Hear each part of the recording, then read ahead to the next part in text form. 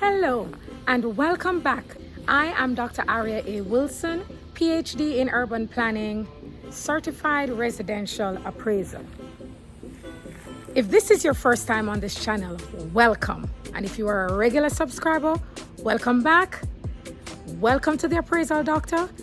Here we answer all your appraisal questions, anything real estate, urban planning, and of course, valuations, values of all forms and shapes. So stick around and let's hear what the question is this week.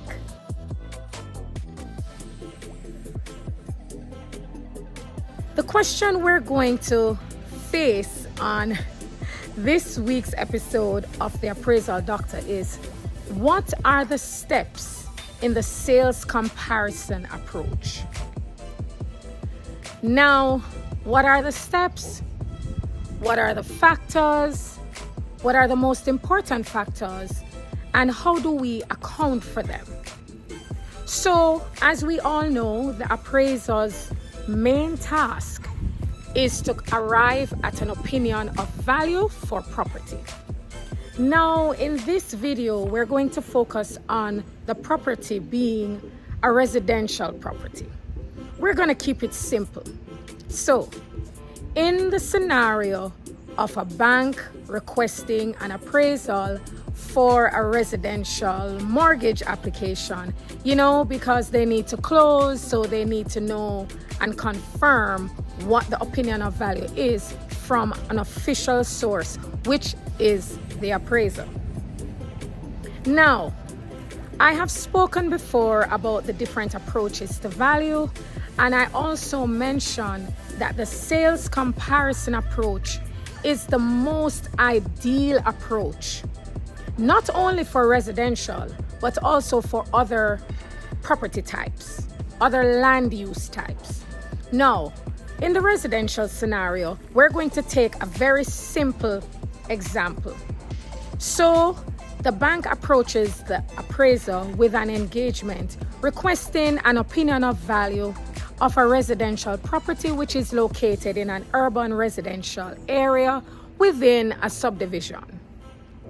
The first thing the appraiser is going to do when approaching by the sales comparison, when enacting and performing the sales comparison approach to value, the first thing the appraiser wants to do is to search the MLS. The MLS is the multiple listing sales database, which is usually populated and used by realtors within that vicinity. So typically the MLS is the multiple sales listing for a particular radius. And let's use Houston for example. So Houston's MLS is called HAR, Houston Association of Realtors. They come together and they provide information that informs the MLS. The MLS now is populated with sales transactions, rental transactions, lot sales transactions that are closed, that are listed, that are pending, different statuses. And the one that is most important to the appraiser and most relevant is the closed status. What do I mean by closed? It means that buyer and seller have come to an agreement. Demand meets supply. There's an agreement of a sales price. Whether there is a mortgage situation where there is borrowing happening and the transaction is closed at the end of borrowing, the purchaser is successful with attaining a loan, funds the transaction, property is bought, then it is shown on the MLS as a closed transaction.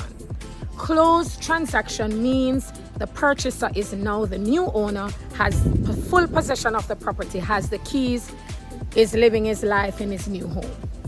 So the closed transactions will indicate that there is not only a willing buyer and seller, but there's a willing buyer and seller, a willing buyer that is empowered by purchasing power. A willing buyer that now has either cash to purchase the property or cash through financing.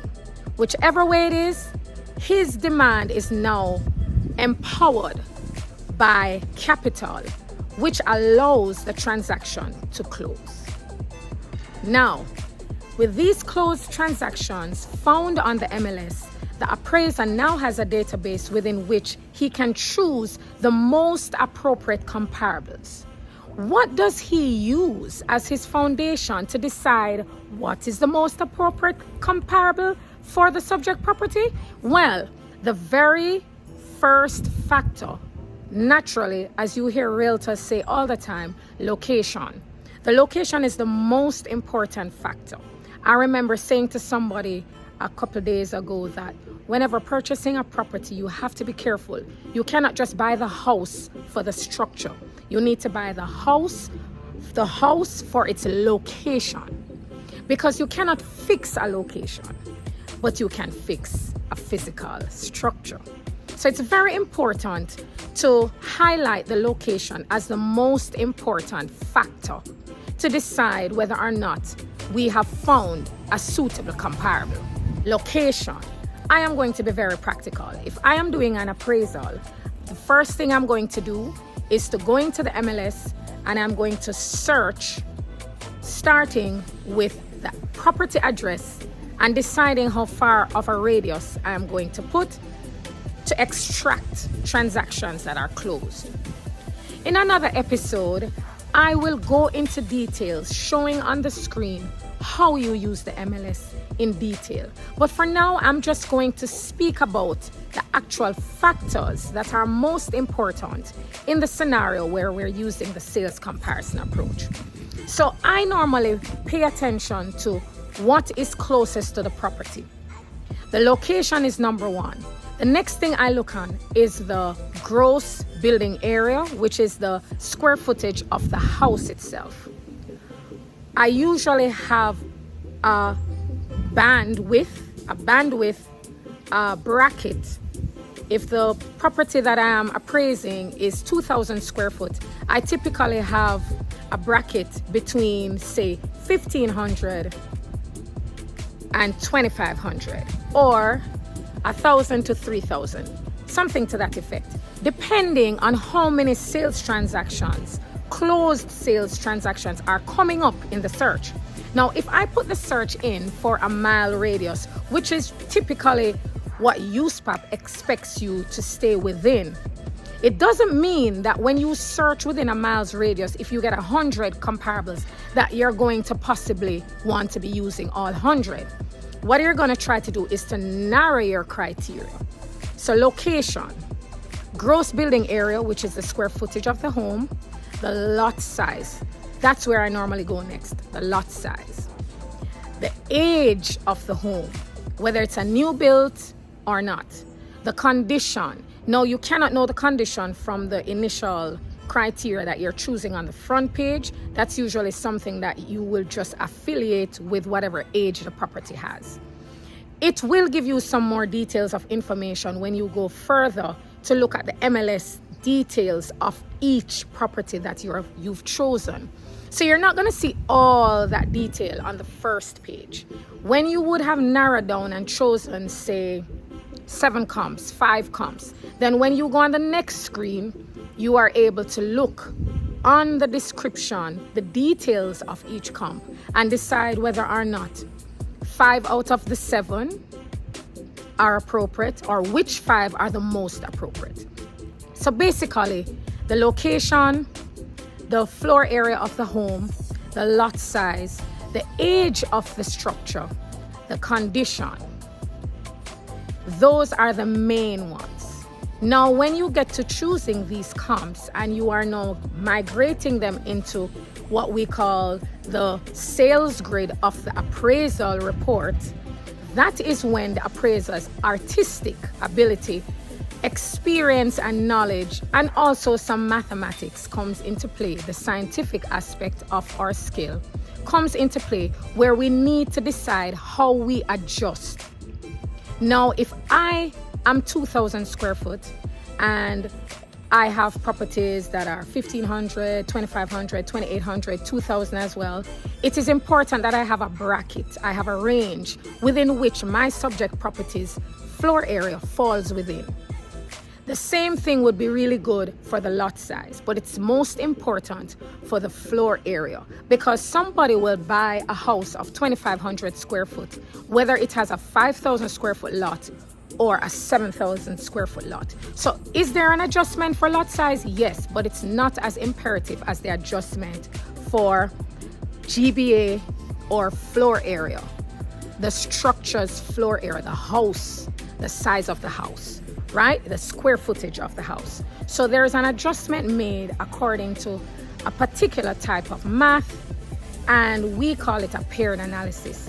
These analyses they can be considered technical, so I will not go into detail. The point of the matter is, if I am comparing my property to one that is superior, I am going to adjust the comp's value of the superior one down to match the level of my subject. If I am using a comparable that is inferior to the subject property, my adjustment needs to be additional. My adjustment needs to be upwards to come in line with the subject property. So it follows good reasoning. You're adjusting up and down, and that is why it's important that the properties that you choose are bracketed. We want some that are better, and we want some that are worse, and we want some that are the same. But if we do not have the luxury of having ones that are similar, then we at least need to have some that are better and some that are worse, so that with the adjustments coming like this, it can be considered a fair sample of comparables used from the population.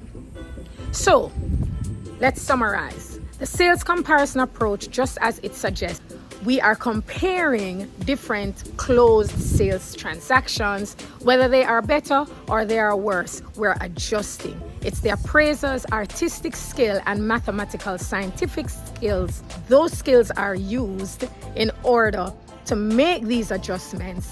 And when these adjustments are made, whatever the number is at the end is the opinion of value. So the adjustments is where the artistic aspect comes in. I hope I have answered the question today about the steps taken in the sales comparison approach, or the factors considered in the sales comparison approach, and the emphasis that is placed on which factors are priority and which factors are secondary and tertiary. If you have any questions at the end of this video, feel free to leave your questions in the comments section. I am the Appraisal Doctor. I am here to answer your appraisal questions. If you are not yet subscribed to this channel, please consider subscribing. And it was really good having you on this video. See you in the next one.